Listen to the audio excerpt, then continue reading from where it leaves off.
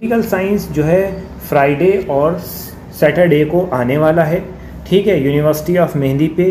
तो हम लोग स्टार्ट करते हैं चैप्टर नंबर 1, एंड ऑफ बाइपोलरिटी। तो समझे, सबसे पहले हम लोगों को समझना होगा बाइपोलरिटी होती क्या चीज़ है। पोलर का मतलब क्या होता है, दो अलग अलग पॉइंट, उसको हम पोल कहेंगे। जैसे नॉर्थ पोल होता है, साउथ पोल होता है, ठीक है, इस तरह से आपको समझना होगा, ठीक है। अभी हम साइंस में बहुत ज़्यादा डेप्थ में नहीं जा रहे हैं, ज्योग्राफी का पॉइंट लेके हमने इसको उठाया है। पोल का मतलब क्या होता है, नॉर्थ पोल, एक साउथ पोल होता है, राइट, ठीक है। तो सबसे पहले हम लोगों को ये देखना है कि सेकेंड वर्ल्ड वॉर के बाद दो पावर जो है इमर्ज आउट हुए। कौन दो पावर थी, एक रशिया और दूसरा यूएसए, ये दो पावर, ठीक है। तो ये दो पावर अपना स्थायित्व जमाए हुए थी, ठीक है। इसी चैप्टर में इसको ख़त्म करना है, ठीक है। यानी कि क्या नाम है चैप्टर का, एंड ऑफ बाइपोलरिटी, ठीक है। यानी कि एक का डिसइंटीग्रेशन होगा और एक कामयाब होगा, एक ऊपर आएगा। तो यहाँ से ये चैप्टर का स्टार्ट होता है, ठीक है, ठीक। अब रशिया के पास वार्सो पैक्ट था, वार्सो इनकी ऑर्गेनाइजेशन का नाम था। इनके पास कम से कम 15 कंट्रीज थे। यूएसए की जो है नाटो थी, ठीक है। ये मिलिट्री अलाइंसेज होती हैं, ठीक है, जितने कंट्रीज होते हैं जो इनके अंडर में होते हैं वो, ठीक है। तो थोड़ा सा ओवरव्यू हम लोग ले लेते हैं। Berlin wall, it has built the height of the cold war, it is a greatest symbol topple by the people 1980। ये बर्लिन वॉल आपको दिख रही है, ठीक है। यानी कि कुछ लोग साउथ को सपोर्ट करते थे, कुछ लोग वेस्ट को सपोर्ट करते थे, कुछ लोग ईस्ट को सपोर्ट करते थे, कुछ लोग वेस्ट को सपोर्ट करते थे। तो यही सब चीज़ें इसमें इन्होंने दिखाया है। सेकेंड वर्ल्ड वॉर के बाद कोलैप्स हो गया। Germany divided after second world war was unified after another 8 East European country that was the part of the Soviet bloc replaced the communist government in the response of mass demonstration। यानी कि USSR में थोड़ा सा disintegration हुआ और उसके साथ ये जो कंट्रीज थे वो एग्जिट आउट हो गए, ठीक है। यानी कि वहाँ पर रिकाउट हुआ, ठीक है, यानी तख्ता पलट हो गया, ठीक है। अब इसमें क्या कहा गया है, eventually Soviet Union itself disintegrate. In this chapter we have going to discuss the meaning of the causes, consequences and disintegration of the second world war, ठीक है। सेकेंड वर्ल्ड वॉर के बाद क्या हुआ, क्या कैसे हुआ, ये सब चीज़ें हमें डिस्कस करनी है।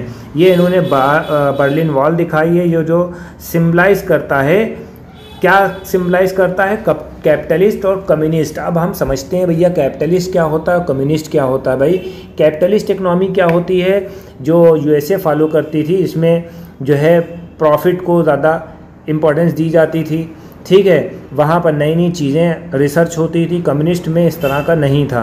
कम्युनिस्ट में सब चीज़ एक गवर्नमेंट के अंडर में आती थी, उनको सपोर्ट दिया जाता था, ठीक है। ये कब इस्टेब्लिश हुई थी, ये वॉल 1961 में हुई थी।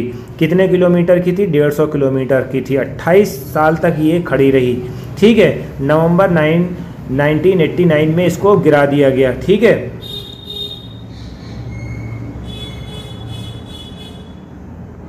ठीक, ये चीज़ आपको याद रखना है। What is the Soviet union. अब सोवियत यूनियन जो है हम लोग पढ़ते हैं, बहुत इंपॉर्टेंट टॉपिक है। सोवियत यूनियन को क्या बोलते हैं, union Soviet socialist Republic, come into being socialist revolution, ठीक है। रशिया में जो रेवोल्यूशन आया था 1970 में आया था, ठीक है, 17 में आया था। The revolution was inspired by the idea of socialism oppose to capitalism. Capitalism में प्रॉफिट मेकिंग होता है, ऐसे देसी भाषा में ऐसे समझ सकते हैं, ठीक है। सोशलिज्म में लोगों को सपोर्ट किया जाता है, ठीक है। This is the perhaps the biggest attempt to human history, abolish the institution of private property. Private property ख़त्म कर दी गई है। कैपिटलिस्ट में प्राइवेट प्रॉपर्टी को नहीं ख़त्म करा गया, सोशलिस्ट में प्राइवेट प्रॉपर्टी को ख़त्म कर दिया गया, ठीक है। A society based on the principle of equality, जो सोसाइटी बनाई गई थी वो इक्वलिटी के बेस पे थी। ऐसा करने पर the maker of the Soviet Union give the primacy to the state, ठीक है, और इंस्टीट्यूशन ऑफ द पार्टी, ठीक है। ऐसा करने पे सारी पावर किसके हाथ में चली गई, स्टेट के हाथ में। स्टेट का मतलब यानी कि जो मंत्री परिषद होते हैं, ग्रुप्स होते हैं, लीडर्स होते हैं, उनको हम स्टेट बोलते हैं। Soviet political system centre around the communist party, किसके अराउंड था, कम्युनिस्ट पार्टी के अराउंड था, ठीक है। कोई और अदर पार्टी इसमें एग्जिस्ट नहीं कर रही थी। इकोनॉमी को वही लोग प्लान करते थे, कौन लोग, स्टेट वाले, ठीक है। आफ्टर सेकेंड वर्ल्ड वार के बाद East European country Soviet army has liberated from the fascist forces. ठीक है, सेकेंड वर्ल्ड वार के बाद जो है East European country East European country थी जो इधर वाली थी, ठीक है, जैसे मान लो ये यूरोपियन कंट्री, यूरोपियन के ईस्ट वाली कंट्री थी, Soviet army has liberated, Soviet army ने लाइबरेट कर दिया था from fascist forces come under the control of USSR. ठीक है, फैसिस्ट कौन सी है? जर्मनी की है। ठीक है, जब जर्मनी के से आज़ादी दिलवाई तो इन्होंने यूएसएसआर को ज्वाइन कर लिया। ठीक है, पॉलिटिकल और economic system of all this country model after USSR. ठीक है, इसके बाद यूएसएसआर सब डील करता था। ग्रुप ऑफ द कंट्री को हम क्या बोलते हैं? सोशलिस्ट ब्लॉक या वार्सा पैक्ट बनाया गया, जिसमें ये वार्सा पैक्ट क्या है? मिलिट्री अलायंस है जो सबको साथ में रखती थी। ठीक है, और यूएसएसआर उसका हेड था। ठीक है, Soviet Union become the greatest power of the second world war, ये आप जानते हैं। Soviet economy was the more developed than the rest of the world except US. ठीक है, सोवियत यूनियन जो है बहुत ज़्यादा पावरफुल थी यूएसए को छोड़ के। ठीक है, इसके अपने पास अपने कम्युनिकेशन पैक्ट थे, एनर्जी रिसोर्सेज थे, ऑयल प्रोड्यूसिंग कंपनीज थी, मशीनरी प्रोडक्शन थे, सब इसके पास मौजूद था, ट्रांसपोर्टेशन सिस्टम था। ठीक है, सब चीज़ इसके पास अच्छी मौजूद थी। It has a domestic consumer industry. ठीक है, जहाँ से यहाँ पर पेन से लेके कार तक बनाई जाती थी, उनकी क्वालिटी बहुत अच्छी रहती थी। ठीक, दो there quality did not match that of western capitalist country, the Soviet state ensure the minimum standard of living. ठीक है, सोवियत स्टेट ने जो है लोगों के मिनिमम स्टैंडर्ड सेट कर दिए और उनको पैसा भेजने लगे और वहाँ पर वो लोग रहते थे आराम से। Government subsidise basic necessity including the health, education, child care, welfare of the scheme. Government ने सारी चीज़ें सब्सिडाइज कर दी जिससे सबको मदद मिल सके। There is a no unemployment, state ownership dominant form of ownership, state का ओनरशिप जो था डोमिनेंट था। ठीक है, land and productive assets were own and control by the Soviet. जितनी भी ज़मीनें थीं, जितने भी प्रोडक्टिव एसेट्स थे, उनको कौन देखता था? सोवियत स्टेट देखता था। ये चीज़ आपको ध्यान में रखनी है। Soviet system however become the bureaucratic था और अथॉरिटियन था, make the life very difficult to its citizen. अब यहाँ पर खेल जो है गड़बड़ होने लगा। ठीक है, ये जो अथॉरिटी थी वो बहुत ख़तरनाक थी, वो किसी को बोलने नहीं देते थे, अपनी चलाते थे बादशाहत को। ठीक है, तो यहाँ पर जो है फ्रीडम ऑफ स्पीच पे दबाया जाता था लोगों को। ठीक है, वो बस लोग क्या करते थे? वह कार्टून बना बना के अपने गुस्से को जाहिर करते थे। Most of institution Soviet state needed reform.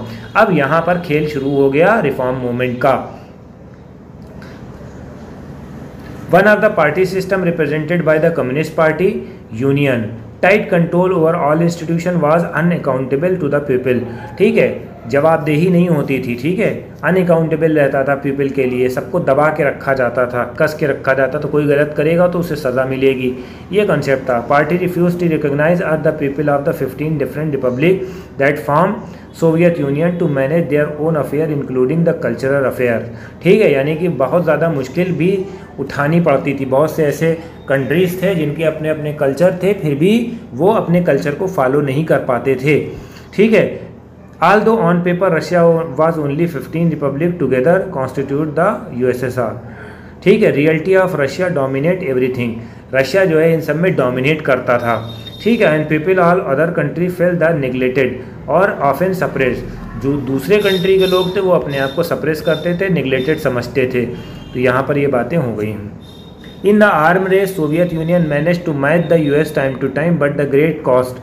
ठीक है, अब यहाँ मसला क्या था? यूएस और रशिया में आर्म रेस हो रही थी कि कौन सबसे बेस्ट वेपन्स बनाएगा। इसकी वजह से बहुत ज़्यादा पैसा खर्च हो रहा था और वेस्ट की टेक्नोलॉजी से सोवियत यूनियन हार रहा था। इंफ्रास्ट्रक्चर, ठीक है, most importantly fulfilling the political and economic aspiration to the citizen, और सिटीज़न की तरफ से ध्यान हटता गया। ठीक है, फिर अफ़गानिस्तान वाला मसला शुरू हो गया। अफ़गानिस्तान की वजह से वहाँ पर उनको बहुत ज़्यादा लॉस उठाना पड़ गया और through the wage of the continue to grow the productivity and technology fell the considerable behind the west. ठीक है, इसी वजह से उनको बहुत ज़्यादा नुकसान उठाना पड़ा।